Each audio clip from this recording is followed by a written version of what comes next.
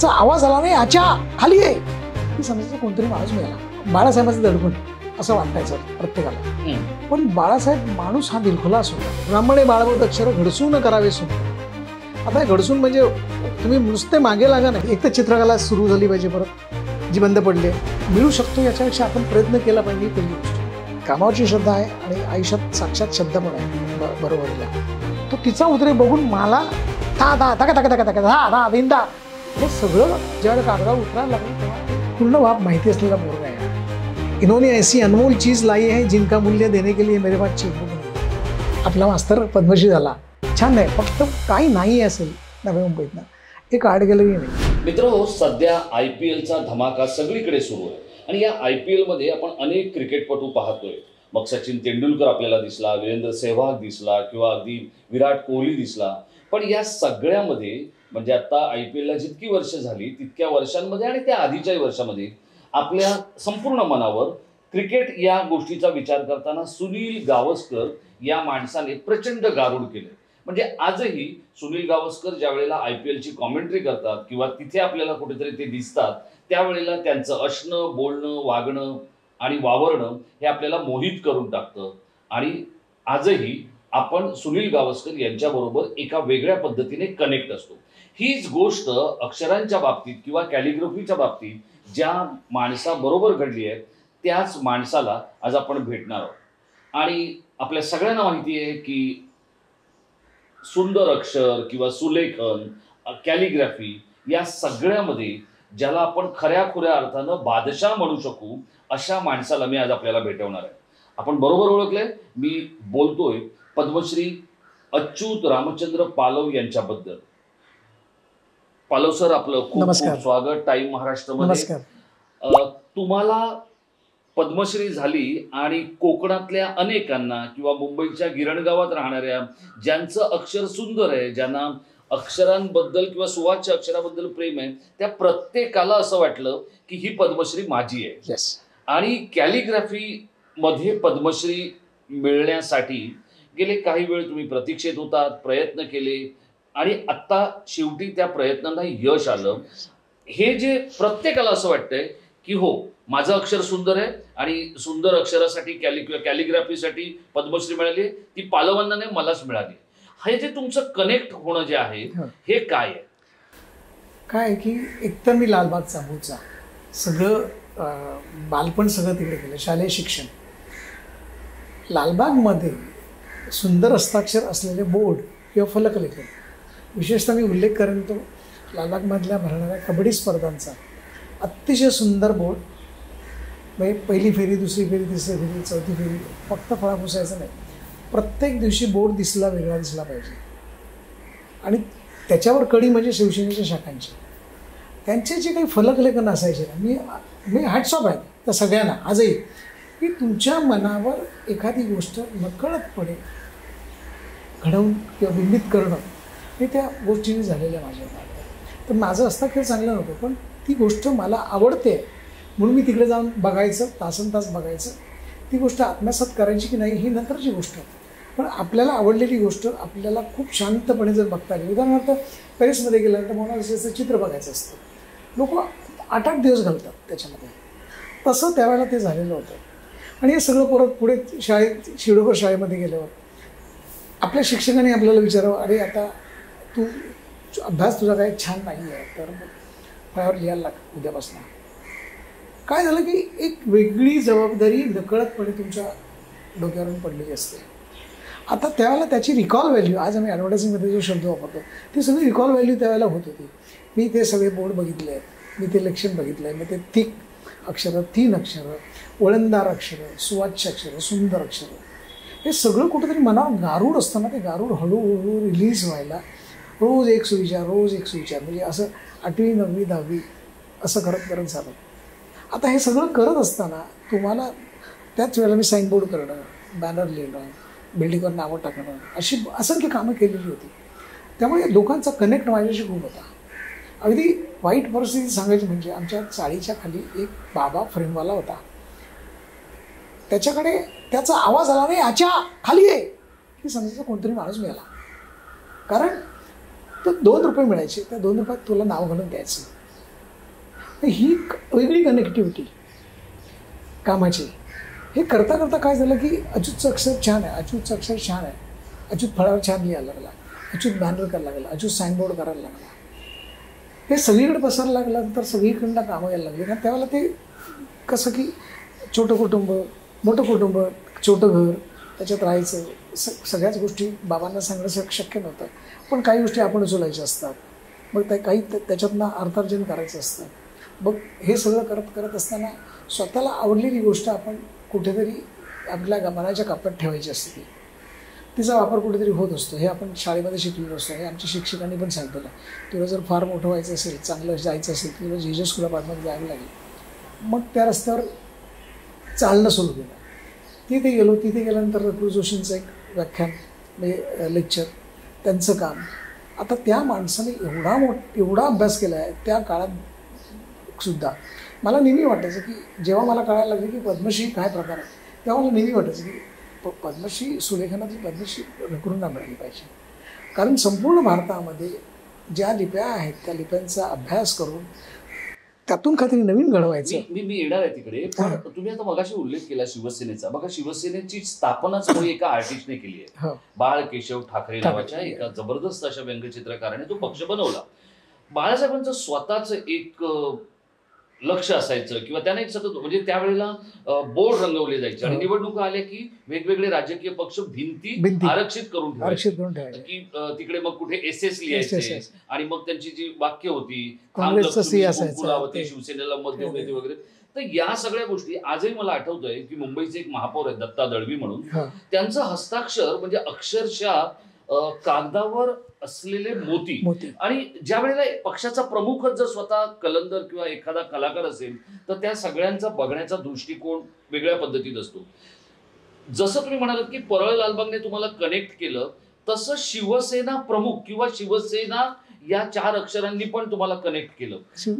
आता मी बघतोय की गणेश गल्ली हे जे सार्वजनिक गणेशोत्सव मंडळ आहे यांचं एक कॅचलाईन आहे, जी कॅचलाईन एक रात्री मला खूप सुचली उशिरा आणि मी त्यांना सांगितली, भव्यतेची परंपरा, संस्कृतीची जोपासना. ही ज्या वेळेला मी त्या स्वप्नील परबला सांगितली तेव्हा त्याच्या तोंडून पटकन आलं की नाही, मी अच्युत सरांना सांगतो आणि ते करून घेतो. आणि मग ती कॅलिग्राफी तुम्ही केलेली. तर हे जे काय आहे ना की या सगळ्या मातीचं, या सगळ्या मराठी मुलांचं अच्युत बरोबर कनेक्ट होणं हे किती सुखावणार आहे आणि त्याचं दडपण किती येतं. कारण काय, ज्याला कला कळते, ज्याला एक फराटा कळतो किंवा ज्याला एक स्ट्रोक कळतो, त्याच्या पक्षाबरोबर, त्याच्या मुलांबरोबर, त्याच्या संघटनेबरोबर कनेक्ट होणं हे पण एक वेगळं आनंद देणारं पण आहे आणि दडपण देणारं पण आहे. त्याचं दडपण कधी आलं का? नाही, दडपण कधीच नाही आलं. पहिली गोष्ट म्हणजे तुला गंमत सांगतो की बाळासाहेबांचं दडपण असं वाटायचं प्रत्येकाला, पण बाळासाहेब माणूस हा दिलखुलास होता. आता एक साधी गोष्ट आहे की मी उद्धव माझा क्लासमेट होता, तर मी शिवसेना भवनमध्ये त्यावेळेला छान एक्झिबिशन भरवायचं होतं मला. मी त्याला सांगितलं, त्यावेळेला म्हटलं की साहेबांना घेऊन यायचं, तर तो घेऊन पण आला त्यावेळेला. आता आल्यानंतर तो बाजूला होता आणि मी आणि बाळासाहेब एक वेळ अशी होती की रंगमंचावर फक्त आम्ही दोघं मांडीला मांडीवर बसण्याची आपल्याला संधी मिळालेली होती. आता चित्र बघत असताना प्रत्येक चित्र बघून हे कसं केलंस हे बाळासाहेब मला विचारत होते. म्हणजे मी एका अक्षरांमध्ये 4-5 रंग मिसळायला लागलो होतो. ते मला पालवाई कसं केलं सगळं तू. आता दडपण तुझं संपलेलं असतं ते आणि परत तुला जे येतं ते त्यांना सांगायचं असतं, ते शांत निमूटपणे तुला ऐकून घेतात. ते ही भावनिक नुसती नाही, नाहीतर त्यांनी कशाला बघायला पाहिजे मला सांग, मला कशाला विचारायला पाहिजे हे काय करायचं ते. पण नाही ना, मी कालचा पोरगा, आपल्या मुलाचा मुलगा, मित्र आहे तो म्हणून नाही, तर एक कलाकार म्हणून ती दाद असते. आणि ही दाद मला वाटतं ना तुझ्यातलं दडपण सगळीकडे काढून टाकतात. म्हणजे जेव्हा बाळासाहेब तुझ्याशी बोलतात, जेव्हा तुला सांगतात की हे असं आहे, हे तसं आहे, त्यावेळेला तुझ्यातलं दडपण नसतं. तू त्यावेळेला एक मोठा किंग झालेला असतोस तू त्याच्यातला.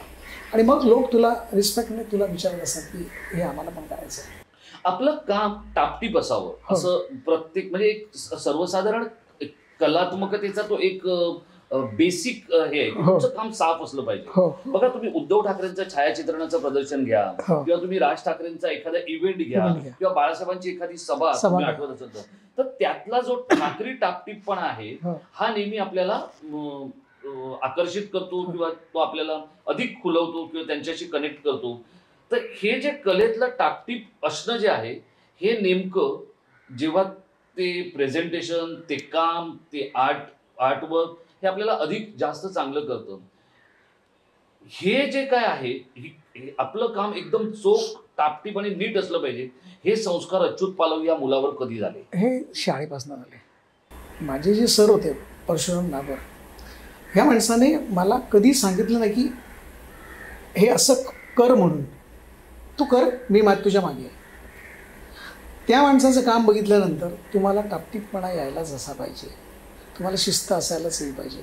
आज केलेलं काम उद्या परत दिसता कामा नये, ते दुसरं दिसलं पाहिजे. म्हणजे इनोव्हेशन तुमच्यातलं असायला पाहिजे. ते हे सगळं घडत असताना त्या माणसाने प्रत्येक वेळेला पाठी राहून उभं राहायचं, म्हणजे असं पाठीवर हात ठेवून लढ म्हणतात ना, तसं त्या माणसाने केलेलं होतं. त्यामुळे आपण आपल्या शिक्षकाला कसं फसवणार हा पहिला प्रश्न. दुसरी गोष्ट, कुठलीही कला शिकत असताना त्याच्यातले जे काही बारकावे नियम आत्तापासून जर आपण आपल्याशी बाळगले तर त्याचा पुढे त्रास होत नाही. त्यामुळे जेव्हा जेव्हा पुढे गेलो, जेव्हा रकडून जोशीबरोबर काम करायला लागलो, तेव्हा रकडूनही कधीच सांगितलं नाही त्यांच्याबरोबर की हे चूक आहे, हे बरोबर आहे, की हे अजून चांगलं झालं असतं. नाही, त्यांच्या बॉडी लँग्वेजवरनं मला कळायचं की माझं काम आज चांगलं झालं आहे, माझं काम आज जरा वाईट झालं आहे. हे तुम्हाला कामाशी एकरूप व्हायलाच लागतं. आणि जोपर्यंत तुम्ही होत नाही तोपर्यंत तुम्हाला चांगल्या कामाची सवय लागत नाही, मला असं वाटतं. परत पुढे जे मध्ये गेल्यानंतर तिथे काम करत राहणं, परत तिथे कसं होतं की बरेचशा माझ्या मित्रांना की त्यांचं टायपोग्राफी कॅलिग्राफी वीक होतं, मग त्यांचं काम मी करायचो, माझं फोटोचं काम किंवा इलस्ट्रेशनचं काम ते करायचे. हे बऱ्याचदा घडलेलं आहे त्याच्यामध्ये. आता तुम्ही मगाशी म्हणालात की तुमचं अक्षर चांगलं नव्हतं, मग कॅलिग्राफी किंवा सुलेखन याच्यासाठी अक्षर सुंदर असायला हवं असं अनेकांना वाटतं, किंवा जर जे जायचं आहे तर तुम्हाला आधी स्वतः तुम्ही कलाकार, चित्रकार असायला हवे, उपजत असं वाटतं. म्हणजे अगदी 9 वर्षाचा 10 वर्षाचा सचिन तेंडुलकर शिवाजी पार्कवर आला त्यावेळेला अजित तेंडुलकरला त्याच्यामध्ये आपल्या भावामध्ये काहीतरी वेगळं जाणवलं आणि त्याच्यावर नंतर संस्कार आणि कोंदण हे रमाकांत आचरेकरांनी केलं.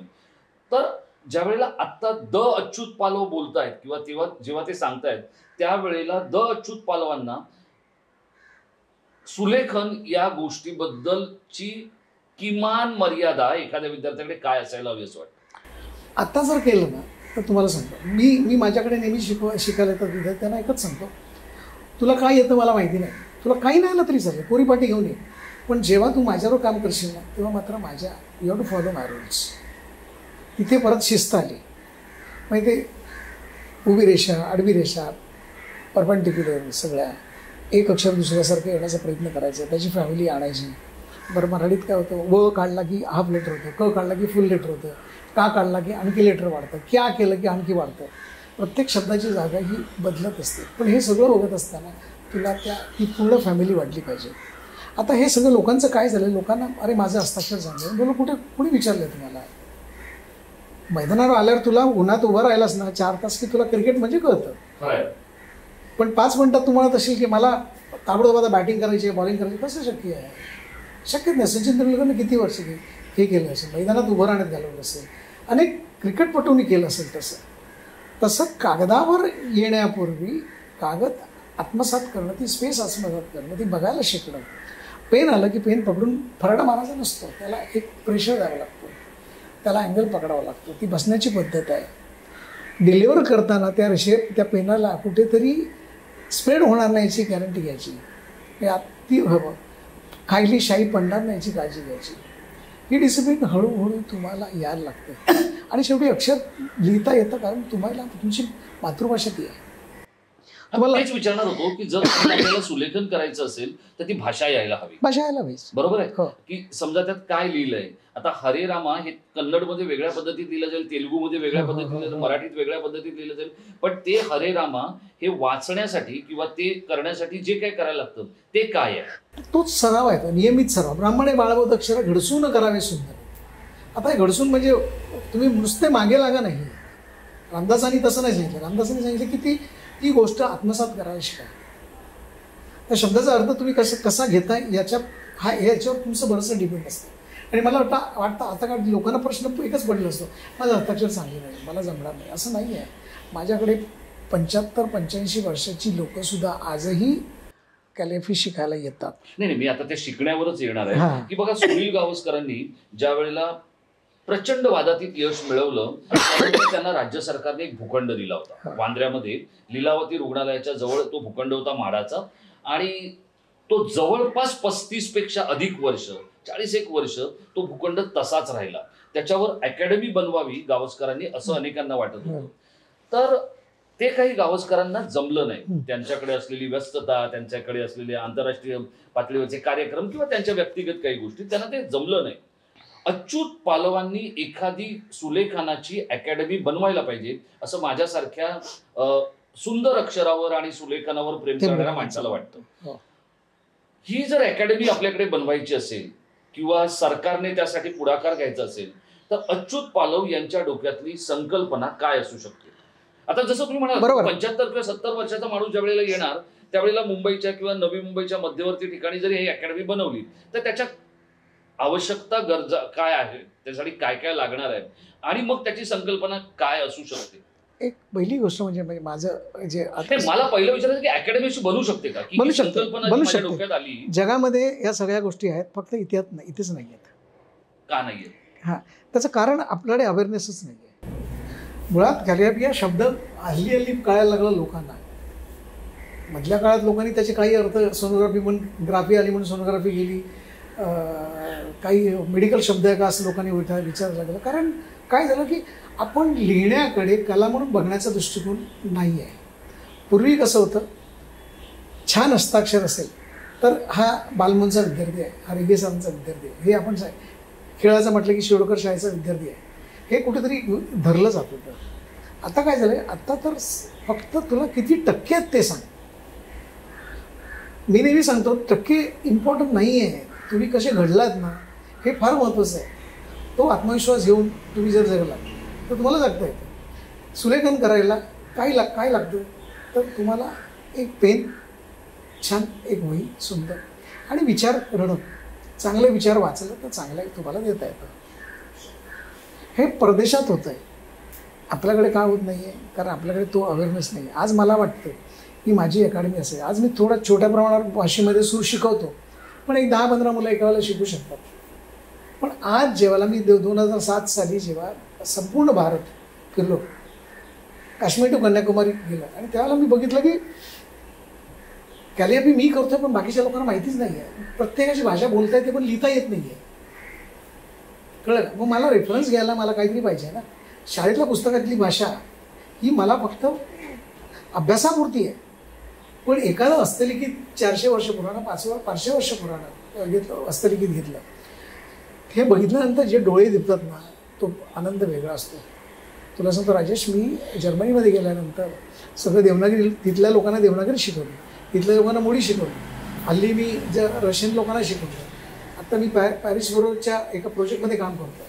पॅरिसमध्ये जवळजवळ 120 फुटाची देवनागरी कॅलिग्राफीची भिंत माझी आहे. हे सगळं तिकडे घडत आहे, माझ्याकडे का घडत नाही याचा मला त्रास होतो आहे. मला वाटतं की त्याची अकॅडमी व्हायला पाहिजे म्हणून. आणि त्या अकॅडमीत काय असेल तर तुम्ही तुमचं बेसिक ग्रॅज्युएशन झाल्यानंतर, आज मला सांग की पूर्वी तू डॉक्टरस का, तू इंजिनियरस का, तू वकिलास काही विचारलं जातो. आज त्याची गरज नाही आहे. आज तुम्हाला काय येतं आहे, 10वी झालेला मुलगासुद्धा सॉलिड ऑपरेटर होऊ शकतो. आर्टमध्ये नसलेला माणूससुद्धा क्रिएटिव्ह डिरेक्टर होऊ शकतो. एखाद्याला चांगली वाचनाची सवय असेल तर तो पुस्तकही लिहू शकतो. मग या सगळ्या लोकांना ऐच्छिक म्हणून जी गोष्ट आहे की मला लिहायचं आहे पण मला शिकायचं कुठे कळत नाही आहे, मग मला एखादं सर्टिफिकेट मिळेल का, मला तुमची कुठेतरी सर्टिफिकेट देण्याची पद्धत आहे का, ही लोक विचारतात मला हे वाटतंय की हे सगळं एक छान एका ठिकाणी लोकांना शिकता यावं, त्याचं त्याला मूल्यमापन करता यावं. बरं, आज त्याची कमर्शियल बाजू पण ओपन झालेली आहे. तुमची कॅलिग्राफी चांगली असेल तर तुम्ही जेवढे पैसे कॉर्पोरेटमध्ये काम करून करतात तेवढे त्याच्यापेक्षा जास्त पैसे कमवू शकता. आज संजना चटलानी नावाची माझी विद्यार्थिनी आहे, ती जगभर काम करत असते. देशातली सगळी लग्न ही ती करते. म्हणजे वेडिंग कार्ड असो, त्याचं प्रेझेंटेशन असो, त्याचं बुक जॅकेट असो, त्याचे कोलॅटरल मटेरियल असो. आज लग्न फक्त पत्रिकेपुरतं राहिलेला नाही आहे, तो एक बिझनेस मोठा व्यवस्थापन झालेला आहे. आता हे व्यवस्थापन जाणून घेण्यासाठी आता ही जागा अकादमी आहे, तिथे या सगळ्या गोष्टी तुला दाखवता येतील. मी प्रत्येक ठिकाणी आज जातो आहे. आज मी अख्ख्या देशात जिथे जिथे मला बोलवलं जातं तिथे ते मी जातो. मी केलेलं काम लोकांसमोर मांडतो. मांडताना त्याची कमर्शियल व्हॅल्यू काय, तर पत्र एक नाव लिहिलं तर ते तुम्हाला 100 रुपये मिळतात. 4 ओळी लिहिल्यात पत्राचा 150 नावं एका लक्ष मिळतात. कमीत कमी 100, अगदी बेसिक असेल तर 75 रुपये गेले नाहीत कुठे. लग्न खूप होत असतात. मला प्रत्येकाला वाटतं की माझ्या लग्नाच्या पत्रिकेची एनोला कॅलिग्राफीत जावीत. ही भावना प्रत्येकाकडे आहेत, प्रत्येकाकडे पैसे पण आहेत. पण हे शिकण्याकरता जी वास्तवता जी आहे ना ती नाही आहे. मी तुम्हाला जे अक्षरांचा किंवा सुलेखनाचा गावस्कर म्हटलं ना, त्याचं कारणच आहे. गावस्कर फक्त क्रिकेट नाही खेळले, तर त्यांनी क्रिकेटमध्ये ओतप्रोत व्यावसायिक ताण आणि खेळाडूंना पैसे कसे बनवायचे, कसे जमवायचे हे शिकवलं. आणि त्याचबरोबर ते स्वतः तसं जगले आणि इतरांना त्यांनी जगायला भाग पाडलं. त्यामुळे आज जेव्हा आपण IPLचा ड्रेसिंग रूम बघतो किंवा IPLची संपूर्ण सगळी व्यवस्था डगआउट बघतो, त्यावेळेला तिथे फिजिओ दिसतो, त्यावेळेला तिथे अनालिसिस करणारा माणूस दिसतो, वेगवेगळी माणसं दिसतात. असं मला असं वाटतं की हे जगमोहन दालमिया आणि सुनील गावस्कर यांनी पेरलेली व्यावसायिकता आता फुललेली आहे. अच्युत पालव सुद्धा तेच करतात. तुम्हाला या सगळ्या क्षेत्रामध्ये जेव्हा व्यावसायिकता यायला हवी असं वाटतंय, त्यावेळेला तुम्ही अजून पुढच्या 10 वर्षांनी काय पाहताय? एक तर माझी इच्छा आहे की कॅलिग्राफी ही चित्रकलेसाठी, एक तर चित्रकला सुरू झाली पाहिजे परत, जी बंद पडले. आज चित्रकलेच्या शिक्षकाला मराठी शिकवायला सांगतात, भूगोल शिकवायला सांगतात, त्यामुळे तो बिचारा कंटाळलेला आहे. त्यामुळे त्याचं तनबंधन हरवलेलं आहे. कॅलिग्राफी सुरू झाली पाहिजे. मुलांचं हस्ताक्षर चांगलं असायला पाहिजे. मुलांनी कॉम्प्युटर वापरू नये म्हणून तुम्ही सांगताय, पण त्याच्यासाठी तुम्ही कुठे काय प्रयत्न करताय? नाही कोण करत आहे. 5वी ते 7वी कॅलिग्राफी शिकली तर त्या मुलाला याचा वापर कुठे करायचा आता मुलगा शोधून काढतो. आज माझ्याकडे येणारी मुलं जेव्हा प्रोजेक्ट करतात, छोटी छोटी शाळेची प्रोजेक्ट करतात, 8वी 9वी 10वीची येतात, तेव्हा त्यांना त्या प्रोजेक्टचा वापर करून आपल्याला 2 mark 3 mark 4 mark grace mark मिळतात. हे त्यांना माहिती आहे, म्हणजे आपल्याला शिकलं पाहिजे. मग हे पुढे गेल्यानंतर मला हे JJ स्कूलला पडलं गेलं तर, किंवा मला एका डिझाईन स्कूलमध्ये जायचं असेल तर, मग आता कॅलिग्राफीच्या स्कूलमध्ये जायचं असेल तर, याला कुठेतरी एक आयडेंटिफिकेशन करून व्यवस्थितपणे त्याला त्याचे कोर्सेस सुरू करून त्याला दर्जा दिला पाहिजे असं मला वाटतं. नाही, हे ज्या वेळेला सगळं होतंय, आता आपण कॅलिग्राफी बद्दल बोलतोय, ते कॅलिग्राफी मधले ब्रशेस किंवा नीट, पेन, पेन्सिल याचा जेव्हा आपण विचार करतो तर एका बाजूला आपल्याकडे आपल्या प्रत्येक आयुष्यात डिजिटल घुसते. म्हणजे अगदी छोट्यातल्या छोट्या गोष्टीपासून बँकेत पैसे काढण्यापासून ते विमानात बसण्यापासून सगळीकडे डिजिटल घुसलेले. मग अशा वेळेला सुलेखनावर डिजिटल किंवा कम्प्युटर किंवा तंत्र अतिक्रमण करण्याची भीती किती वाटते? नाही, अतिक्रमण झालेलं आहे, सत्य परिस्थिती आहे. पण त्याच्यात तुम्हाला आता काय झालं की ज्यांना हाताने करण्याची इच्छा नसते ते डिजिटलकडे जातात, कॉम्प्युटरवाले सगळे त्याच्याकडे जातात. बरोबर, त्याचा वापर करून घेतात. बरीचशी लोक अशी आहेत की मला अच्युत पालव दिसला पाहिजे त्याच्यात. मी सुरेश भटांची कविता लिहिली असेल किंवा गदिमांचं काहीतरी लिहिलं असेल किंवा विजय शिरवाडकरांची तिमिराकडून त्याच्याकडे जाणारी कविता लिहिली असेल तर मला शिरवाडकर दिसली पाहिजे त्याच्यात. ही भावना फार महत्त्वाची आहे. आज मी तुला गंमत सांगतो की कोविडच्या काळामध्ये आम्ही काय करायचा प्रश्न माझ्या विद्यार्थ्यांनी विचारला. त्याच्यातलं एक जण मला आपण काहीतरी बोलूया असं बोललं, चला आपण पुस्तक करूया कुठल्यातरी एका लेखकाला घेऊन. मग गुलजार निघाले त्याच्याकडनं. आता गुलजारांच्या शब्दाला हात घालताना गुलजार माहिती पाहिजे आपल्याला. या परिस्थितीमध्ये गुलजारांना काय सांगणार की याला प्रत्येकाला समजावून सांगा म्हणून. मी म्हटलं एक काम करा तुम्ही, आपल्याला सगळ्यांना जसे गुलजार कळले तसे आपण मांडूया आणि मग आपण गुलजारांना सांगूया हे आम्ही मांडलंय, तुम्हाला जर हे योग्य वाटत असेल तुम्ही त्याच्यावर भाष्य करा किंवा काही करेक्शन असेल तर सांगा. एक जवळजवळ 40-50 कविता त्याच्या गेल्या निवडक, सिनेमाच्या गाण्यापासून कवितापासून सगळं 3 महिन्यात ते पुस्तक आम्ही तयार केलं, त्याचे प्रिंट मारले आणि गुलजारांकडे पाठवले. आता प्रत्येकाला धाकधूक होती की हे बरं ह्यात काम करणारी सगळी लोक जी होते ना त्याच्यामध्ये आर्टिस्ट एकाच दुसऱ्या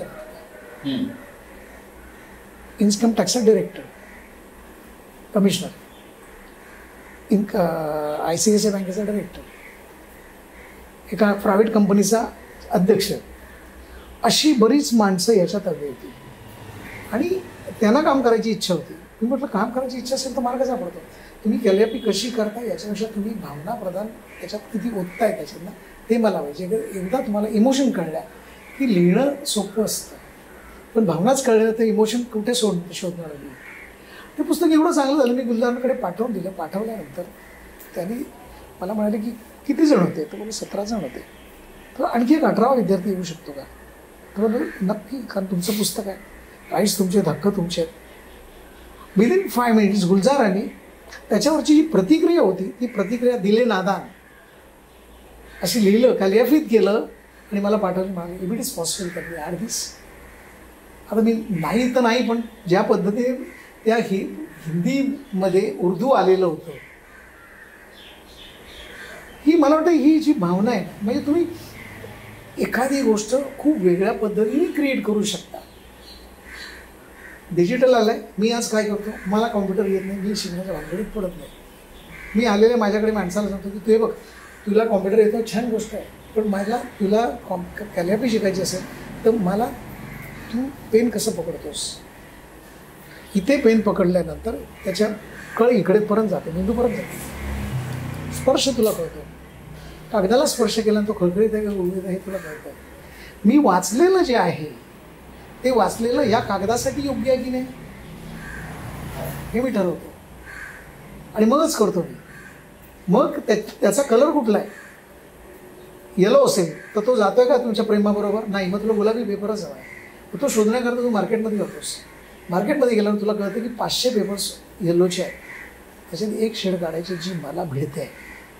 मग तेव्हा जेव्हा ती शेड, तो कागद, ते लिखाण, ते टूल, हे सगळं बाजूला राहतं आणि तुम्ही तुमच्या भावना कागदावर शांतपणे अशी देत असता, मांडत असता. It is a picture of your mind. हे कळायला पाहिजे. हे कळतं, जेव्हा कळतं तेव्हा तो माणूस त्याचा आनंद घेतो. आता हे सगळं डिजिटल, मी सांगतो की हे डिजिटल शूट करा, त्याच्यात कलर करेक्शन काय हवे असतील तर करा आणि विदिन सेकंद अख्ख्या जगाला तुम्ही पाठवू शकता. पण मी ज्या वेळेला असं म्हटलं की हे टेक्निकल करू नका असं नाही, करा, त्याचा वापर केला पाहिजे. आता लोगो केल्यानंतर फुल फोर्सफुल मारल्यानंतर त्याला वायरो करावा लागतो, त्याला त्या लिमिट ह्याच्यामध्ये आणावं लागतं, फिनिश करावं लागतं. त्याचं कारण तो 1 सेंटीमीटरपर्यंत झाला तर तो रिडेबल झाला पाहिजे आणि त्याचं 10 फूट झालं तरी तो छान दिसला पाहिजे. तेव्हा कॉम्प्युटरची गरज असते. पण मी आज काय झालं, प्रिंटरेस्टमध्ये गेल्यानंतर सगळे रेडीमेड लोगो मिळतात, बॅकग्राऊंड सर्व मिळतात. तुम्हाला असं वाटत नाही का एखादा पेपर घ्यावा, त्याच्यावर रंग उधळून टाकावे. हे जो आम्ही प्रकार अम्ब्रेला केला, तुमची छत्री तुम्ही बनवा. छत्री बनवल्यानंतर त्याचा परिणाम असा झाला की ती छत्री घेऊन फिरताना उभा राहिलात ना सिग्नलला किंवा एका मार्केटला असा, तर बाजूला माणूस होतो, कहाँ से लिया आपने? तेव्हा तो सांगतो नाही मैंने किया है. महिने घ्या इज व्हेरी इम्पॉर्टंट. पण हे जे काही वेगवेगळे प्रयोग आहेत की म्हणजे छत्री रंगवणं किंवा एखाद्या मोठ्या कवीच्या काव्याचा किंवा कवितांचा एखादा संग्रह बनवणं, हे सगळं करत असताना हे नेमकं कुठून येतं की आपण हे करायला हवं, हे करू शकतो? हे जन्मजात आहे? नाही, जन्मजात काही नाही. तुला सांगतो, तुमचे बाबा आर्टिस्ट नव्हते, कोणी कुटुंबात नाही. मी पहिला, पण बाबा करायचे होते, त्यामुळे बाबांचं अक्षर खूप छान होतं. आता तीच देणगी कदाचित नकळतपणे आपण म्हणतो ना मुलामध्ये उतरली असे, तसं झालं असावं. त्यामुळे खूप काही नाही. पण शाळेत गेल्यानंतर सुविचार शोधता तुम्हाला फळा कळणं, मग लिखाण कळणं, मग शब्दाचा अर्थ कळणं, मग नावरसर कळणं, मग रघु जोशी कळणं. मग रघु जोशीचं काम बघितलं, अरे हेच काम आपण जे शाळेत असताना केलं आणि आता करतो, याचा फरक काय हे तुला त्या प्रवाहात आल्यानंतर तुला कळायला लागतं ते माझ्यामध्ये. आणि शेवटी कसं माहिती आहे, तुझ्या आयुष्यात तुला जर काहीतरी नवीन करायचं असेल ना तर शोध घ्यावा लागतो. आता आणखी एक गोष्ट तुला सांगतो, जेव्हा मला कॅलिग्राफीत काहीतरी वेगळं करायचं असेल तर मी परत म्हटलं की परत रघुरूंच्या मार्गावर चालूया. रघुरूंनी खूप काम केलेलं होतं, त्याच्यात त्यांनी डायऱ्या पण केलेल्या होत्या. मग मी ज्ञानेश्वरी घेतली लोकांना असं वाटतं अरे आपण तुझ्या खूप ज्ञानेश्वर अभ्यास नाही कळलं, ते नाही कळलं. संजीवनी खेरबाईंनी त्यावेळेला मला ज्ञानेश्वरी काय काय घे ते घे असं त्यावेळी सांगितलं नाही. तुकारामाच्या वेळेला मला जाणीव झाली की मला आता हे जे मी मांडलं आहे ना त्याच्यात इमोशन आणल्या पाहिजेत. जर मी परत लिहून काढलं तर ते सुंदर लिखाण असेल. मग मी विजयाबाईंना विचारलं, राज्याध्यक्ष, मला तुकाराम करायचं पण मला जरा काहीच कळत नाही त्याच्यातलं. मग बाईंनी मला एक 3.5 तासाची गोष्ट सांगितली. ही गोष्ट नेहमी सांगतो सगळ्यांना. आणि त्या गोष्टीत ना सगळं आलेलं होतं. एक माणूस जन्माला आल्यापासून मरेपर्यंत त्याने काय काय केलं, काय काय भोगलं, समाजाने त्याचा कशाशी वापर केला, त्याच्याबद्दल पोथ्या नदीत बुडावल्या वगैरे, हे सगळं आलं होतं. पण तरी पण तो म्हणाला की तरी पण मला देव जर मिळाला तर तुला तुमचा निरोप सांगेन. तुम्ही विठ्ठलाला विचारत होता. बाईंनी 3.5 तासानंतर विचारलं, काय वाटलं, कशी वाटली गोष्ट? छान आहे. हा तुकाराम होता. आता त्या गोष्टीचा माझ्यावर वेगळा परिणाम झाला. त्या गोष्टीला मी एका पुस्तकात बांधायचं ठरवलं. आणि मग बाईंनी सांगितलेल्याप्रमाणे मी अवगुणी अन्यायी किती म्हणून सांगू काही असं स्वतःभोवती फिरणारा तुकाराम शेवटी एका शून्यात विलीन झाला. प्रत्येक जण होतं तसं. हे डिझाईनमध्ये बांधायचं आहे because I was not only the calligrapher. माझ्यातला डिझायनर जागा झाला आणि त्या अक्षरांना आकार देणं, मग तो गोल किंवा ज्ञानेश्वरी लिहिताना नंतर जेव्हा लिहिली तेव्हा आता विश्वात्मके देणे येणे वागेन देतो अशी विश्वाची प्रार्थना करताना ते एका सरळरेषेत न लिहिता ते सर्क्युलर लिहिलं. त्याचा भास व्हावा की इथून पुढे परत हे यालाच मिळणार आहे. ही भावना कुठेतरी तुला समजायला लागते. नाही, पण हे सगळं होईपर्यंत मराठी साहित्यप्रेमी किंवा मराठी भाषिक आणि महाराष्ट्रीय या सगळ्यांना एक अच्युत पालवांची गेल्या 30-40 वर्षात एक सवय लागली. म्हणजे एक फराटा अच्युत पालवांनी मारणं तर लोक ओळखायला लागले. अगदी 5वीच्या मुलांपासून ते 75 वर्षाच्या आजोबांपर्यंत की हे अच्युतने लिहिले, अच्युतने नाही लिहिले. तर हे अच्युत असणं जे होतं ना ते काय होतं? बेसिकली तुम्हाला लोकांना घेऊन काम करणं. उदाहरणार्थ मला असं वाटलं की आज लहान मुलांबरोबर काम करायचं आहे मला. मी एक माटुक्याला अपंग मुलांबरोबर काम केलं. आता अपंग मुलांबरोबर कॅलिग्राफी काय करणार हा पहिला प्रश्न. माझ्या सगळ्या विद्यार्थी म्हटलं इथे काय करायचं आपण, यांना काय कळणार आहे का? तर कळणार न कळणार हा प्रश्न वेगळा आहे. त्याला डोळे आहेत, त्याला बघता येतं. त्याने काय बघावं हे त्याने ठरवावं, त्याच्यातनं काय घ्यावं हे त्याने ठरवावं. माझ्याकडे जे आहे ते मी दाखवलं पाहिजे. मी डेमॉन्स्ट्रेशन झाल्यानंतर मी एका सहज मुलाला म्हटलं की तुला काम करायला आवडेल का माझ्यावर? तर त्याने मानेन हो म्हटलं. आता तो पूर्ण अपंग होता, असे 2 पाय होते, हात बीत असे होते. इतरांना प्रश्न पडला, हा मुलगा हातात ब्रश पकडणार की कसा पकडणार? सर का असा उगाच स्वतःचा वेळ वाया घालवत आहे? प्रत्येक माणसाला ते बघितल्यानंतर हे मी केलं पाहिजे याची जाणीव असते. आणि तो मग अपंग असो की आंधळा असो हा फरक नसतो. त्याला प्रत्येकाला संवेदना असतात. त्याच्या पुढची गोष्ट मी तुला आणखी एक सांगतो. तुला त्या मुलाला मी तुम्हाला करतो म्हटलं तर तो 5 फूट 50 फुटाचा पेपर मी असा टाकला, बरोबर. त्याला मध्ये बसवलं. आता मध्ये बसल्यानंतर त्याने काय करावं आणि नंतर मी काय करावं हे मी ठरवणार. तो काय करणार हे मलाच माहीत नव्हतं. त्याने पाय वर केल्यावर मी त्या पायात ब्रश दिला, कारण ती भाषा कळते आपल्याला. बुडवलं शाहीमध्ये आणि त्याने त्याच्या शक्तीने, आंतरिक शक्तीने एक बसल्या बसल्या पूर्ण बॉडी गोल फिरवली. आणि दॅट वॉज अ सर्कल. काय चित्राला सुरुवात झालेली होती ना ती सुरुवात कुठनं करायची, कशी करायची हे त्याने ठरवलं होतं, मी ठरवलं होतं. पण मी जर त्याच्यावर विश्वास टाकला नसता तर कदाचित आयुष्यभर परत एक पश्चाताप त्याला तर झालाच असता, पण मलाही झाला असता की मी माणसावर विश्वास टाकू नको का तर हे असं झालं. आता दुसरी गोष्ट की आम्ही रुईयामध्ये माझा जेव्हा हा स्टुडिओ इथे स्टुडिओ होता, आपण जिथे बसलो तिथे, तो पाण्याखाली गेला होता 2006च्या पावसात. सगळं गेलं, सर्टिफिकेट गेल्या, निगेटिव्ह गेल्या, डॉक्युमेंटेशन गेलं, सगळं एक जात. आता रडत बसणं हा काय आपला धर्म नाही. आलेल्या पावसाला स्वागत करणं ह्याच्या पलीकडे तुम्ही दुसरं काहीच करू शकत नाही. तुम्ही मार्केटला गेलो, 50 छत्र्या आणल्या आणि म्हटलं चला बरसात में ताकदी ना देईन गाणं आपल्याला लागलं होतं. आता सगळ्या छत्र्या पेंट करायला घेतल्या आणि मग त्या काळ्या चौकीला एक्झिबिशन करायचं ठरलं. कामगार भागात परत जायचं, जिथे आपण जन्माला आलो तिथेच आपण परत जायचं. काळचौकीच्या मैदानात गेलो तिकडे.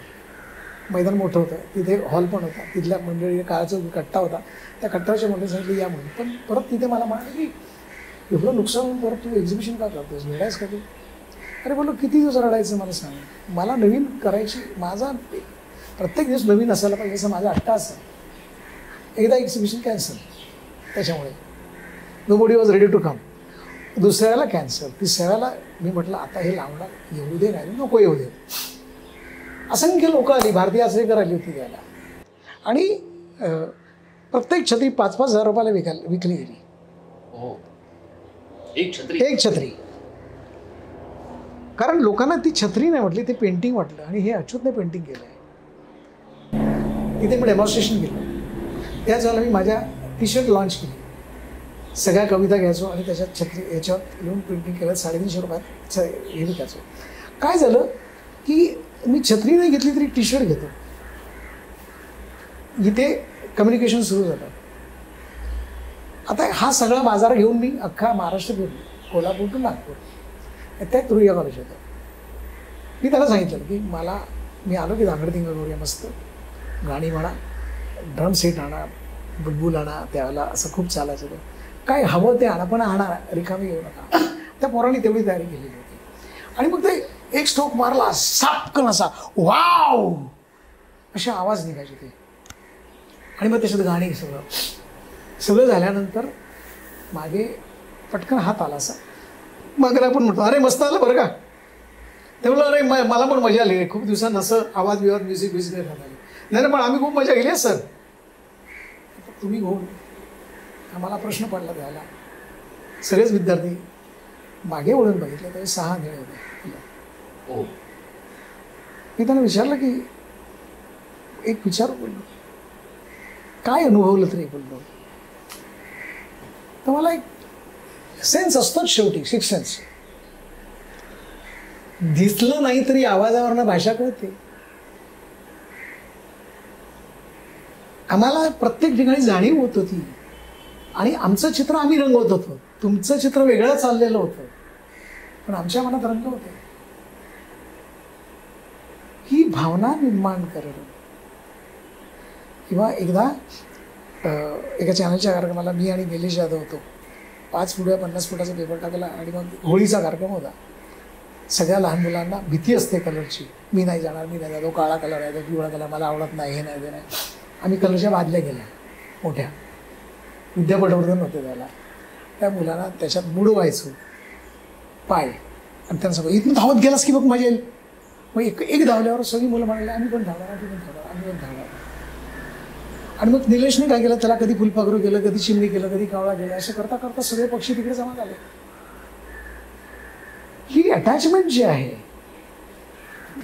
ती फार महत्त्वाची असते. आणि मला असं वाटतं की मी जे जोडला गेलो, आणि तेच घेत मग शेवटी माझ्या नावाची पाठी करशील, बोलो माझं नाव देऊन दे कागदावर, देतो तुला. आमच्या लग्नाची पत्रिका करतो. हे करता करता माणूस कालांतराने थोडं. हे करता करता अच्युत पालवचे पाय जमिनीवर आहेत, हा एक मेसेज पण दिला तुम्ही. हो, तो गरजेचा होता. तो गरजेचा होता. कारण त्याचं कारण नाही, हे मी का बरोबर विचारतोय. बाळासाहेब ठाकरे, लता मंगेशकर, राज ठाकरे, उद्धव ठाकरे, सचिन तेंडुलकर, नाना पाटेकर, किंवा वारकरी संप्रदाय. कारण विठ्ठलाचं जेवढं ब्रँडिंग अच्युत पालवने केलं, मला नाही वाटत कोणी केलं.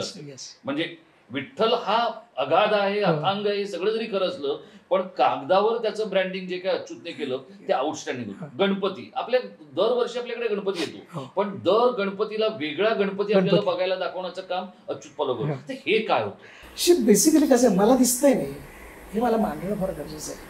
ते माझ्याकरता नाही, असं माझी भूमिका होती. मला जे मिळालंय ते मला मांडलं पाहिजे. मला ती भीती नाही की तू माझं करशील आणि तू परत विकशील. हे तुम्हाला याची भीती नाही, कधीच नाही भीती, आजही नाही भीती वाटत आहे. शेवटी हे कामाच्या डुप्लिकेशनची तुम्हाला नाही, कशाला भीती वाटेल. मलाही ती वाटत नाही, कारण मी खूप मुलांना काम करताना बघतो. बघा, मी तुम्हाला जसं म्हटलं की सुलेखानाचा गावस्कर, गावस्कर आपण विसरलोय का? नाही, अजिबात नाही. बरोबर आहे. तो काल आपल्याला क्रिकेटर म्हणून माहित होता, नंतर तो कॅप्टन म्हणून माहित होता, नंतर तो कॉलमिस्ट म्हणून माहित होता, मग कॉमेंटेटर म्हणून माहित होता, आता तो आयडॉल आणि मेंटर म्हणून माहित. तुला गंमत सांगतो, की हे करत असताना त्याच्या मनात, करण्याच्या मनात भीती असते. दुसरा माणूस जेव्हा येतो बघायला तेव्हा सांगतो हे अचूक सारखं आहे, आलं का लक्षात? हे म्हणावाशी माझी इच्छा नाही, तो आनंद त्या वेळेला. कारण शेवटी प्रत्येक माणूस शिकत असतो. मी रखडून जवळ शिकलो, मी कमल शेडगे जवळ शिकलो, मी सत्यनारायण वाडीशेलांकडे शिकलो, मी नम्रसारांकडनं शिकलो. पण मी त्या वेळेला त्या गोष्टी सोडत गेलो. प्रवासातला 10 किलोचा टप्पा सोडलं, 20 किलोचा टप्पा सोडलं, 30 किलोचा टप्पा.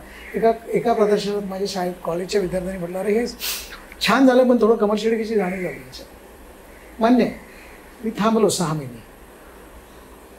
आता मला बदललं पाहिजे ना, तर मी परत I don't want to create a followers. मला पण फॉलोअर्स कोणाचं राहायचं नाही. मला माझी ओळख असायला हवी हे मला पहिल्यापासून वाटतं. मी रकुलचा विद्यार्थी आहे ही माझी ओळख आहे, पण मी रकुलसारखं काम करून रकुलसारखं डुप्लिकेट करावं हे मला पटत नव्हतं. किंवा कमल शेडगेसारखं नाटकाचे डिझाईन्स करावे मी करू शकलो असतो, किंवा नाबरसानासारखं. पण काय माहिती आहे की ज्या वेळेला तुम्हाला संधी मिळाली असते त्या संधीचं सोनं करणं हे तुमच्या हातात असतं. तुम्ही केलेली गोष्ट आज सोडून दिली, परत पुढे गेलात नाही, ती गोष्ट तुमच्या नावावर लागू झालेली असते. लोक असं वाटतं. येस. हे परवा सयाजी शिंदे ज्यावेळेला प्रदर्शनाला आलेले आणि त्याच्या भारावून पद्धतीने जाऊन ते सगळं समजून घेत होते, कारण सयाजी शिंदे हा तसा प्रचंड कसदार कलाकार, मातीत कसलेला माणूस होतो. हा, आणि त्यामुळे तो ज्या वेळेला इतका रममान होतो, मग हे जे रममान होण्याचं जे आहे किंवा लोकांना अडकवून ठेवण्याचं जे काम आहे ते त्या कशामधले, त्या मधल्या रफारीमध्ये आहे की त्या वेलांटीमधल्या वर्तुळामध्ये आहे की कशामध्ये? त्या वेलांटीमधली जी भावना आहे ना, ती भावना तुम्हाला सांगत असते. विठ्ठल दिसल्यानंतर प्रत्येकाला विठ्ठल दिसला, पण विठ्ठल असं लिहिलं. मला तो असाच दिसला आणि मी विठ्ठल असं लिहिलं, आणि त्यात तिथं सांगितलं की विठ्ठला उद्यापासून तुझा फोटो हा नवीन असेल. हे प्रत्येकाला दिसत असतं पण मांडत नसतं. पण मला असं वाटतं जे मांडतात ते पुढे जातात, जे मांडत नाहीत ते फॉलोअर म्हणू शकत असतात. तुम्हाला पहिल्यांदा देशात सुलेखनासाठीचा पद्मश्री मिळाला आणि हा एक इतिहास रचला गेला. ज्या वेळेला सुलेखनासाठी पद्मश्री मिळवता येऊ शकतो, कारण मला आठवतंय सैफ अली खानला ज्या वेळेला पद्मश्री मिळालं त्यावेळेला नाना पाटेकरनी केलेलं वक्तव्य हे आपल्या सगळ्यांना माहिती असेल की अरे नाही, अजून जर आपल्याला थोडं शिकलं पाहिजे मग आपल्याला पद्मश्री मिळू शकते. तर ते नाना पाटेकर स्टाईलने होतं. तर जेव्हा आपल्याला पद्मश्री मिळते त्यावेळेला असं कोणालाच वाटलं नाही की अरे याला का पद्मश्री दिली. पण त्याच्या आधी 3 वेळा पद्मश्रीचा प्रयत्न तुमचा हुकला होता. काय नेमकं झालं? नाही, हुकला कसं असतं माहिती आहे की तू हुकला नव्हता, मी 3 वेळा प्रयत्न केला होता. माझं एक मत आहे, असं कधी वाटलं की आपण पद्मश्रीसाठी प्रयत्न करू शकतो किंवा तो आपल्याला मिळू शकतो? त्याचं मिळू शकतो याच्यापेक्षा आपण प्रयत्न केला पाहिजे ही पहिली गोष्ट. माझ्यापेक्षा किती लोक काम करतायत नाही करत आहेत याचं माझं घेणं काही नाही. मी तुझ्याकडे बघणार नाही, मी याच्याकडेही बघणार नाही. मला माझा मार्ग दिसतो. मला माझा विश्वास होता की मी ज्या पद्धतीने काम करतो आहे, मी शाळांमध्ये गेलो, मी कॉलेजमध्ये गेलो, मी ती थेरपी ओढून आणली. माणसाला वय झाल्यानंतर लिहिणं विसरून जातो, वाचणं विसरून जातो, अशा वेळेला परत लिहायला लावणं आणलं. हे सगळं नॉलेज म्हणून अखंड देशात फिरवलं, देशाच्या बाहेर घेऊन गेलो. जर्मनीमध्ये माझं काम अभ्यासाला आहे, स्टीफन कारखान्यामध्ये, पॅरिसमध्ये आहे, जर्मनीतल्या 4 म्युझियममध्ये माझं काम आहे, पॅरिसमध्ये माझं काम आहे, अमेरिकेत माझं काम आहे, सगळीकडे एव्हरीवेअर माझं काम आहे. बरं, मी नुसतं काम दिलं नाही, तर मी त्याच्याविषयीची जागरूकता करण्याचा प्रयत्न केला आहे. कारण मी इतर भाषांवर हात न घालता मी देवनागरीला आपली राष्ट्रभाषेला हात घातला, जी माझी मातृभाषा म्हणून आहे, लिपी आहे. ते करत असताना त्याच्यातलं काव्य मांडलं. त्याच्यामुळे काव्यामुळे काय झालं की ते लेखक त्या वेळेला समोर आले. पण ज्ञानेश्वर असो, तुकाराम असो, रामदास असो, वि.वा. शेवडकर असो, आदो मानव असो, विजयराजाधीश असो किंवा आणखी कोणी असो, काय झालं की हे सगळं करत असताना ह्याचे बाजू मांडत गेलो. सगळ्या नुसतं लिहून नाही काढलं. त्याच्यात काव्य, त्या काव्यातला अर्थ, अर्थाचं चित्र होतं. ते चित्र मांडतं, ते अक्षरातलं चित्र मांडलं गेलं. जसं विठ्ठल एक चित्र झालं तसं ही बाजू प्रत्येकाला मांडत गेल्यानंतर आपण केलेलं काम काय केलं आहे हे काम तुला कळलं पाहिजे, तर तू उद्या बोलू शकशील, तू इंटरव्ह्यू घेऊ शकशील. हे मी तुला सांगणं माझं काम आहे. जेव्हा ऑन लाईन जे सुरू झालं तेव्हा असं वाटलं की आपण आपला फॉर्म भरूया आणि आपल्याला काय प्रश्न नाही आहे की मिळाली न मिळाली, काम चालू राहणार आहे. प्रत्येकाला वाटतं की तो मान मिळाला पाहिजे. मला वाटलं, मी हे केला. तो पहिल्या वेळेला नाही झालं, मी म्हटलं मी कमी पडलो आहे. दुसऱ्या वेळेला मिळालं, आणखी काहीतरी कमी पडलं असेल. तिसऱ्या वेळेला झालं, त्यावेळेला मिळालं. ते एक गंमत सांगतो. जर्मनीमध्ये गुटनबर्ग म्युझियम आहे.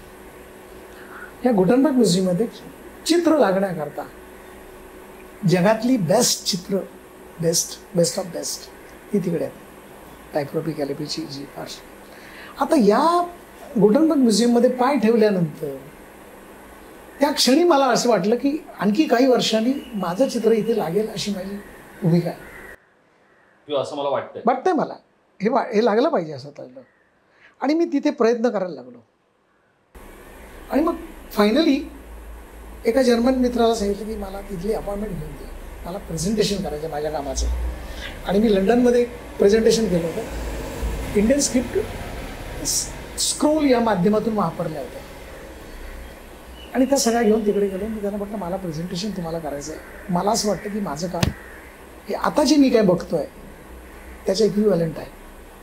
हा माझा विश्वास आहे. कदाचित तो तुमचा विश्वास किंवा तुमचं मत नसेलही, पण माझं मन मला सांगतंय त्याला प्रेझेंटेशन करा तुम्ही.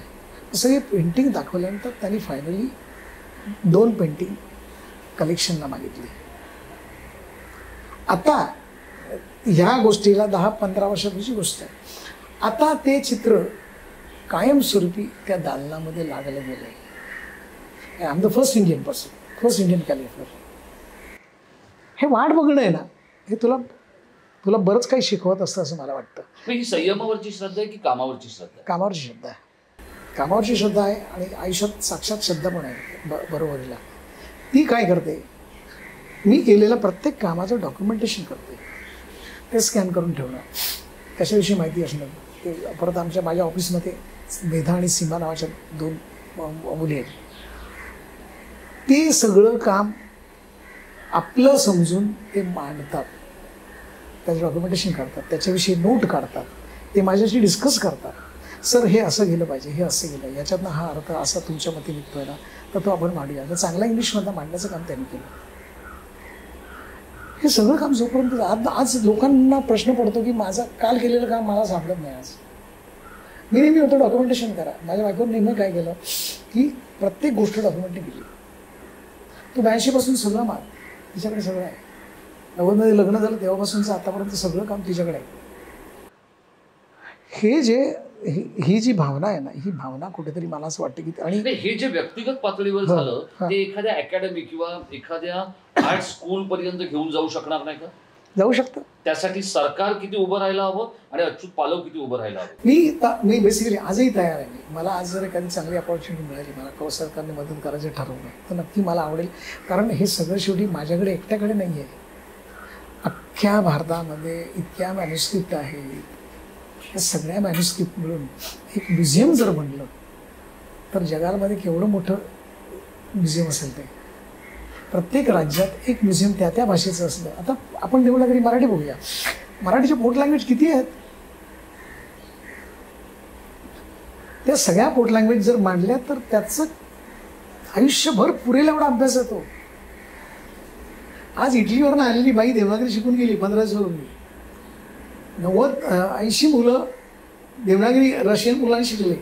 आपण विचारतो काय शिकतात तुम्हाला? वेळेत का ते काय करणार त्यांना? पण त्या वेळेपणातच शहाणपण असतं. आज तिथे संस्कृत विद्यापीठ उभं आहे. मग तुम्ही जे बोलताय ते सगळं लिहून काढा.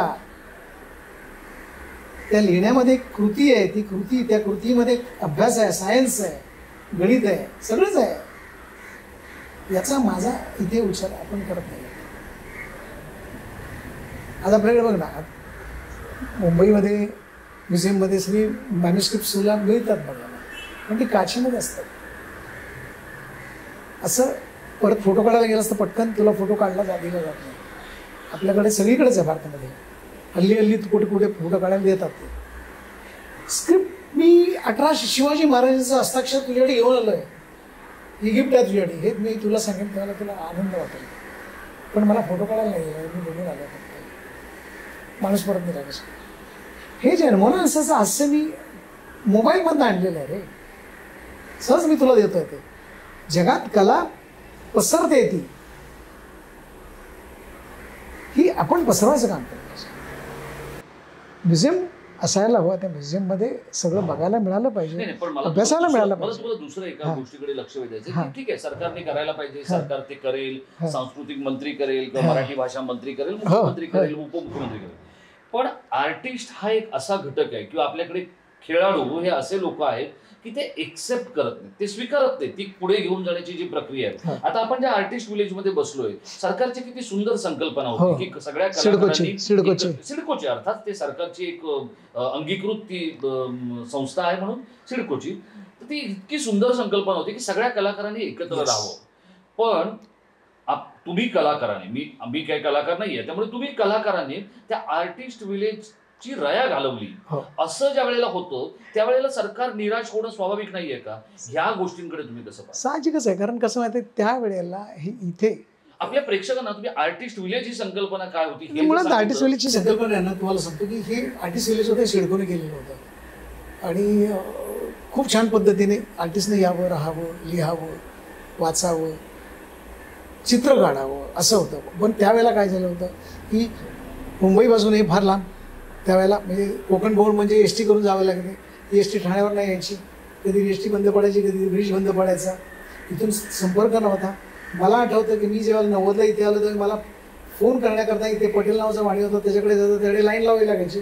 10 रुपयाला एक फोन पडायचा, तो 10 रुपयाचा म्हणायचा, तो नंबर लागायचा नाही, लागला तर बऱ्याचदा कटच व्हायचा. तो वाहतूक जळणवळण यंत्रणा सगळी नव्हती त्यावेळेला. त्यावेळेला माणूस असा विचार करायला लागला, इथे नको, मग आपण ट्रेन जिथे जाते डोंबिवलीला जाऊया, तिकडे जाऊया. नाही, मी प्रवास करताना इथून घरातून रिक्षा डेपोला, डोक्यावरून एस टी पकडायचो.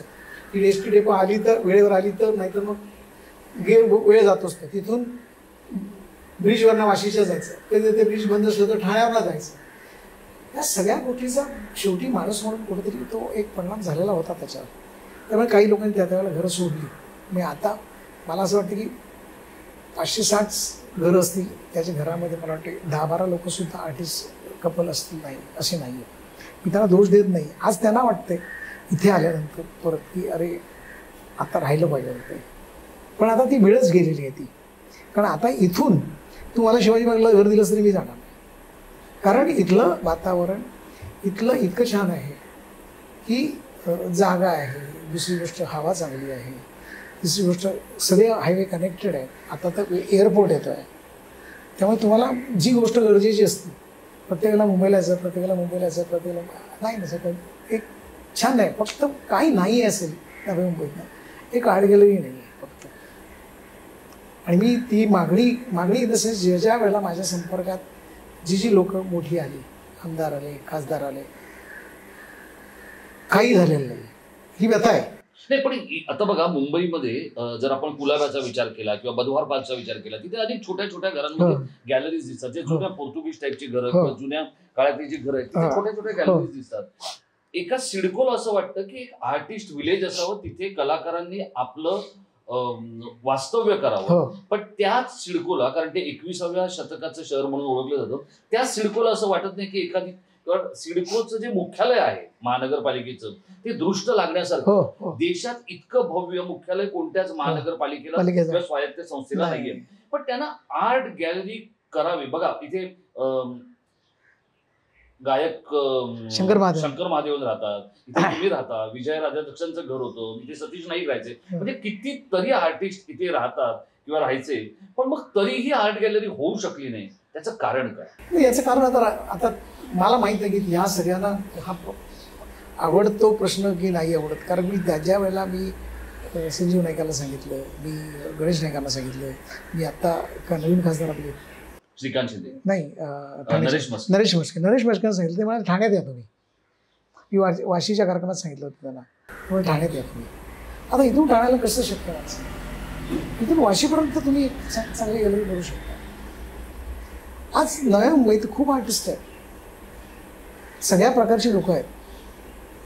पण शेवटी हे सगळं करता मांडण्याकरता परत मला मुंबईलाच जावं लागतंय ना. नाही, मला मला तुम्हाला हेच विचारायचं आहे की हा मी करत असलेला इंटरव्ह्यू किंवा ही मुलाखत हा याच्या आधीचे 7 किंवा 8 झाले असतील. मला त्याच्यामध्ये तुम्ही काल तिथे कसे खेळत होतात आणि काय करत होतात याच्यात मला इंटरेस्ट नाही. मला एक दुसरा अच्युत पालव 10 वर्षानंतर जर महाराष्ट्राच्या मातीत वावरताना दिसला तर ही मुलाखत भरून पावल्यासारखं होईल असं मला वाटतं.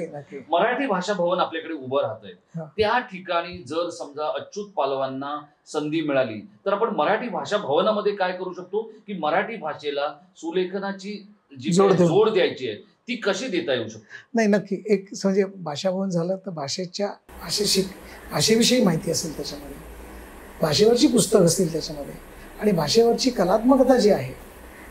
आज एवढे सगळे कलिअफस आहेत आपल्याकडे, काम करतात, येणारी पिढी आहे, त्या पिढीला कुठेतरी असं वाटतं माझं भाषा भवनमध्ये लागलं आहे चित्र. ही भावना जेव्हा त्याच्या मनात जागी होते तेव्हा त्याला खूप काहीतरी वेगळा आनंद असतो. तो आज तुम्ही याला भोपाळला गेलं तर भाषा भवनमध्ये आपण म्हणतो की तिथे लागलं पाहिजे चित्र एक्झिबिशन आपली, एखादी एक्झिबिशनची स्पेस केली त्याच्यामध्ये तर खूप लोकांना तो एक स्वतःला मोकळं करायला आणि आपल्या लोकांना बघण्याकरता रोज संध्याकाळी जाऊन मी आज काय केलं तर आज याचं एक्झिबिशन आहे, पुढच्या आठवड्यात मी त्याचं एक्झिबिशन आहे. तुला जगण्याकरता एक सवय लागते, ही सवय त्याला लागेल.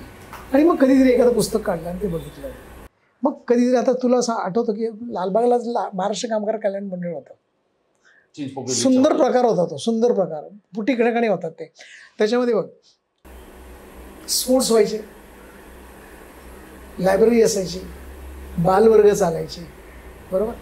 त्याच्या पलीकडे शाहिरांचे कार्यक्रम व्हायचे. मी तिथेच शाहीर अमरशे, विठ्ठल खामकर हे सगळी मंडळी तिथे ऐकली. तेव्हा मला आजही शाहिरांचा कार्यक्रम असला, त्या दिवशी मी परवा दिवशी माझा सत्कार झाला, शाहीर खामकर मंडळीचे कार्यक्रम होता, मी सगळा कार्यक्रम बघितला. पण ती आपुलकी मला त्याच्यात होती.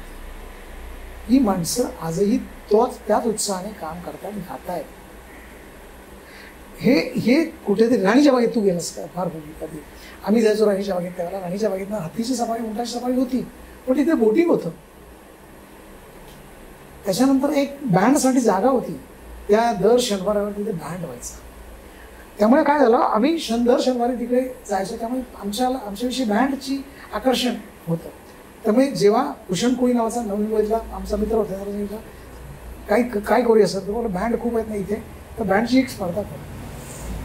मायनी जेव्हा पद्मश्री झाल्यानंतर मी त्याच्यावर तिने बँड आणला इथे आणि बँड वाजवला, कारण मला तो आनंद होता. हे असं काहीतरी वेगळं, सतत काहीतरी नाविन्याचा वेध घेण्याचं काम अच्युत पालवांनी केलं. मग कधी छत्री रंगवा, कधी सिग्नल शाळांवरच्या मुलांना शिकवा, कधी वेगवेगळे प्रयोग करा, कधी विठ्ठलावर कॅलिग्राफी करा, कधी गुलजारवर करा.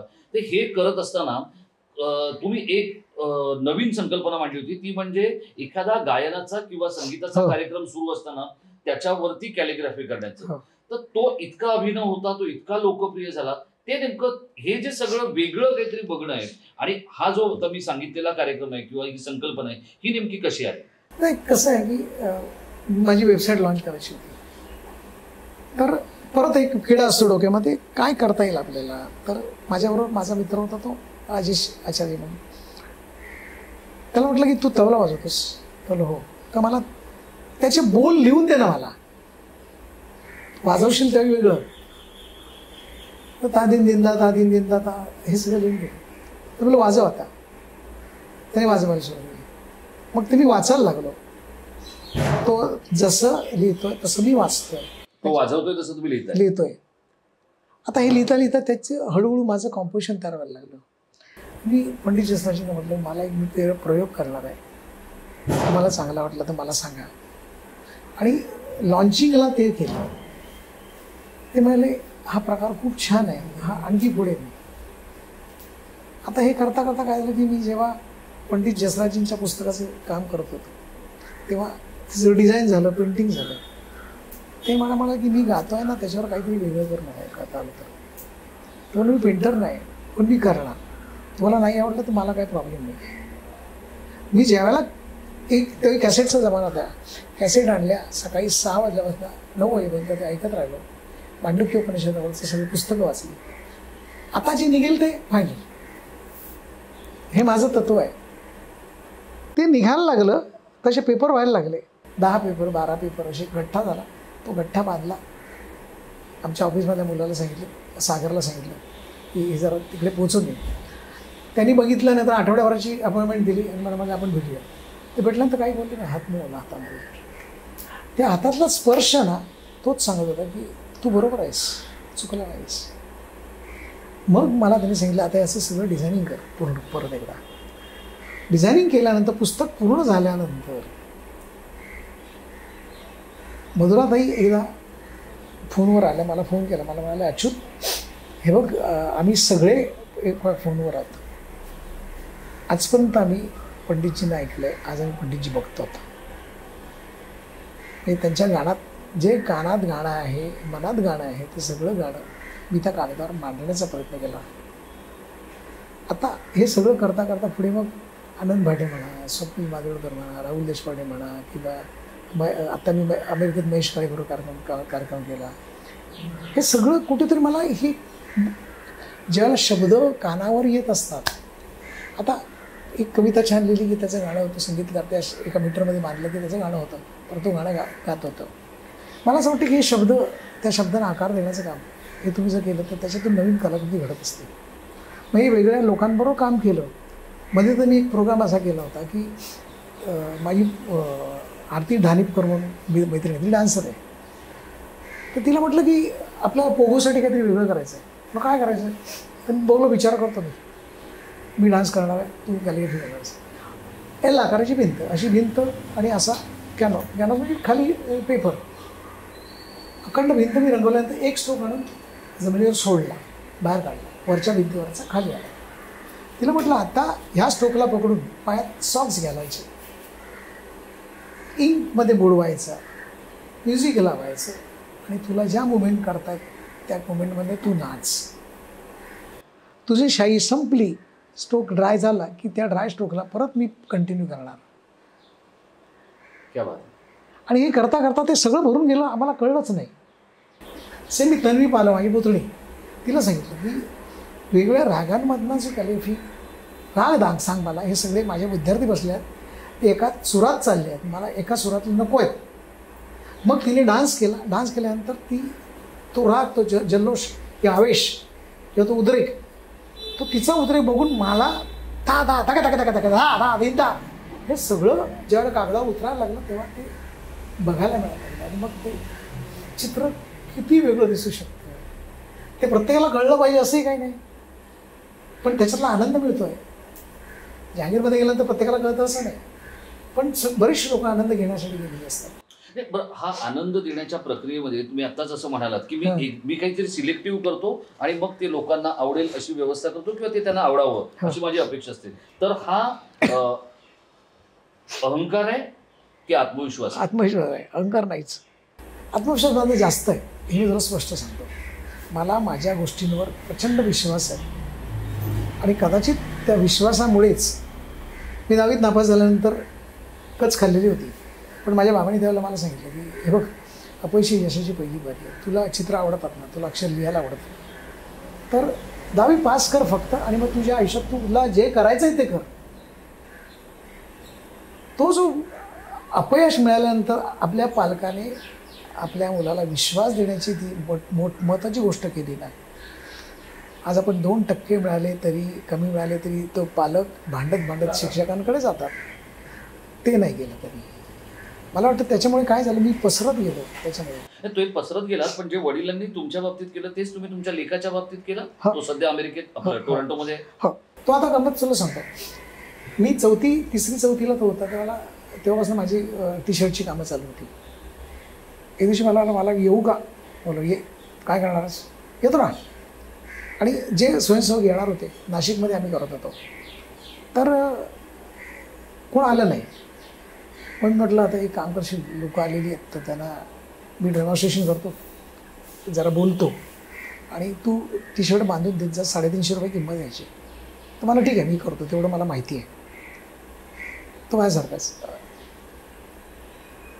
एका ठराविक ठिकाणी टाळ्या पडतात आणि ते टाळे पडल्याच नाहीत. तो अस्वस्थ एवढा झाला की त्याने स्वतः टाळ्या वाजवायला सुरुवात केली. त्यावेळी लोक म्हणाले की बापाला पूर्ण बाप माहिती असलेला पोरगा आहे, कुठे टाळ्या मारायच्या हे त्याला कळतं.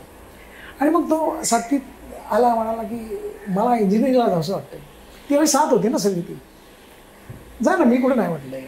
मी आणि श्रद्धा आम्ही दोघे आर्टिस्ट आहोत. श्रद्धा म्हटलं त्याची इच्छा असेल त्याला जा, आपण काय. 6 महिन्यात म्हणाला मला मेडिकलला जायचं आहे. म्हटलं मस्त. परत 9वीत गेल्यानंतर म्हणाला की मला हॉटेल मॅनेजमेंटला जायचं आहे, कारण तो चालला आहे तर मला कंपनी मिळेल. पण गुड आयडिया, मित्र दोन्ही शिका चांगले म्हणलो. 10वीला गेल्यानंतर मला मिड टर्मला म्हणाला की बोलू का तुझ्याशी. बोलू हो, मला तुझ्यावर यायचं आहे, कारण तू आणि मम्मा दोघंही काम करत आम्हाला बघतोय. मी काम करत नसलो तरी मला वाटतं की मला त्याच्यात यायचं आहे. बोलो मान्य.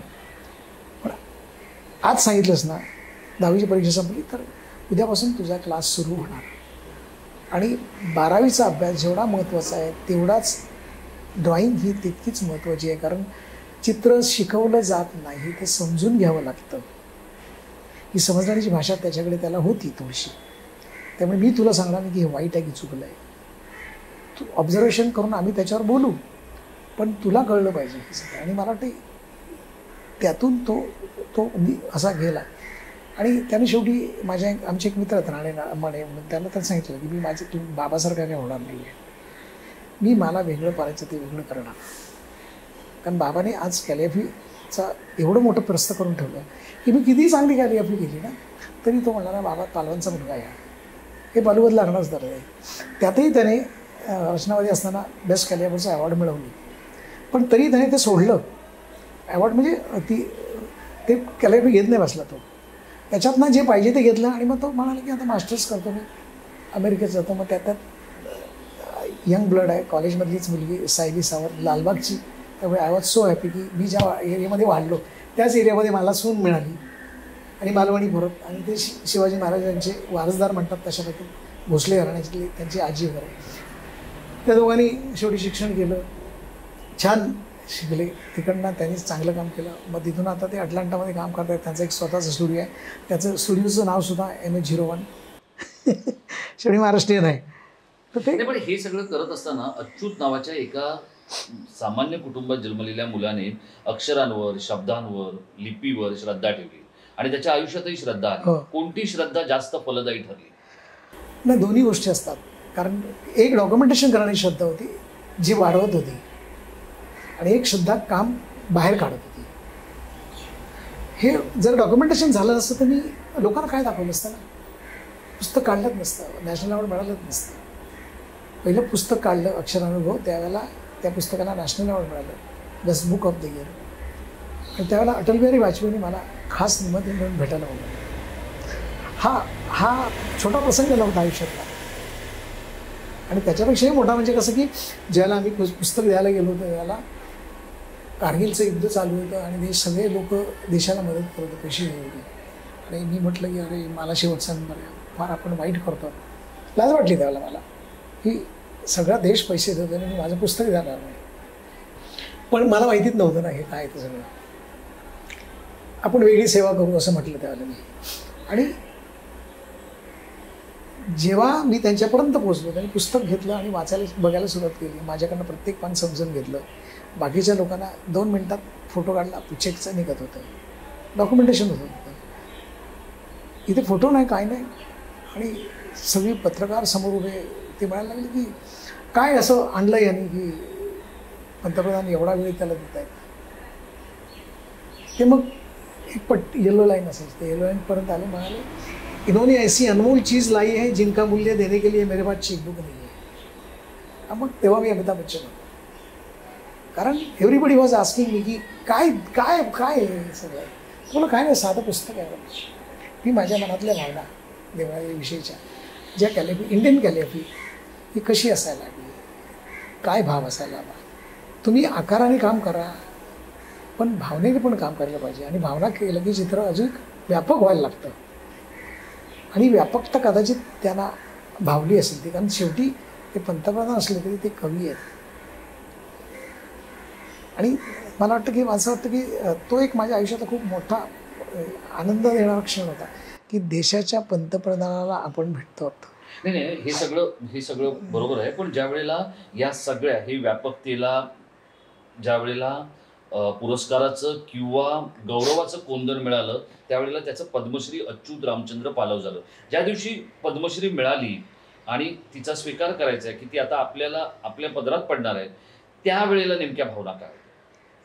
अजून आता ती स्वीकारायची आहे, बरोबर बरोबर आहे, हां. पण ती आता कसं घोषित झाली, घोषित झाले ते डॉक्युमेंट गॅजेट झाले त्याचं. बेसिकली कसं की तुमची जबाबदारी आणखी वाढलेली असते. केवळ पद्मश्री म्हणून ते तुम्हाला तो प्रोटोकॉल येतोच तो तुम्हाला तो, पण काय ते समाज तुमच्याकडे वेगळ्या वेगळ्या नजरेने बघतो. आज माझ्याकडे माझ्या मुली असलेली सगळी मुलं जेव्हा त्यांना कळलं की आपल्या सरांना मिळाले, आज भारताबाहेरची मास्टरला आपला मास्तर पद्मश्री झाला असं आमचा एक अनंत मुतूरकर नावाचा मित्र तो नेहमी म्हणतो, मास्तुरे म्हणून आपण जी बाहेरची सगळी बाहेरची मी जेव्हा संपूर्ण भारतात फिरली होती त्यांना कळायला लागलं की जिथे आपण स्वतःची भाषा येत नव्हती त्याच विषयाला आज कॅलिग्राफी म्हटलं जातं आहे आणि त्याला पद्मश्रीपर्यंत पोचलो आहे. म्हणजे प्रत्येकाने हे जर मन लावून केलं तर त्या भाषेला पद्मश्री मिळू शकते.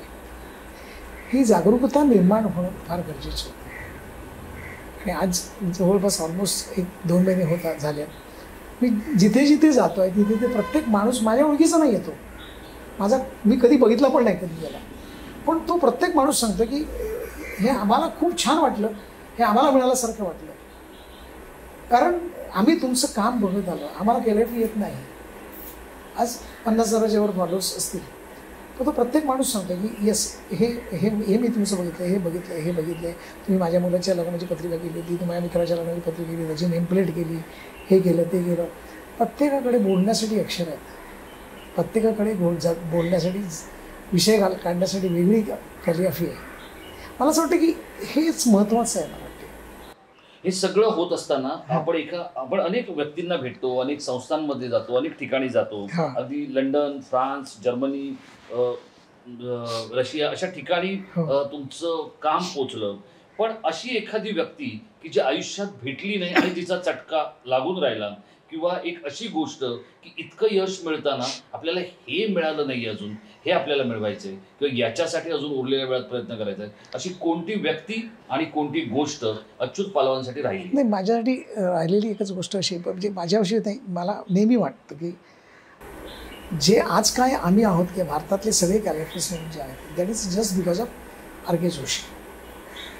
त्या माणसाला ह्या विषयाची ओळख किंवा ह्या विषयाची माहिती घेऊन जगामध्ये मांडणारा माणूस तो आहे. त्या माणसाला पद्मश्री मिळाली पाहिजे होती असं मला नेहमी वाटायचं.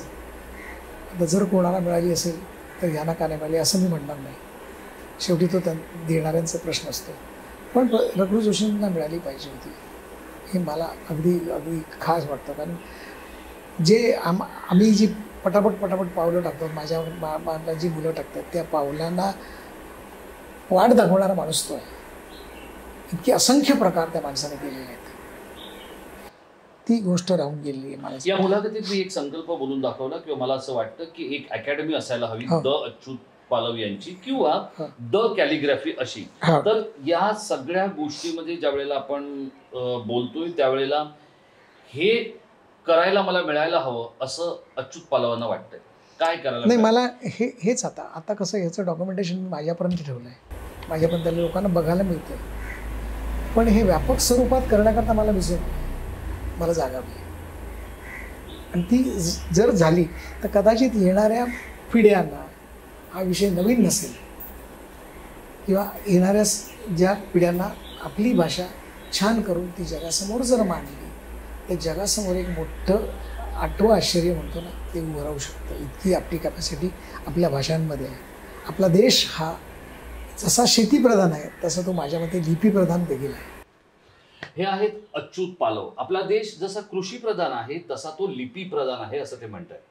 मित्रहो, आपल्या राज्याचं नेतृत्व ज्या देवेंद्र फडणवीसांकडे आहे ते देवेंद्र फडणवीस स्वतः उत्तम भाषेचे जाणकार आहेत, त्यांना भाषा येतात, त्यांना साहित्य कळतं.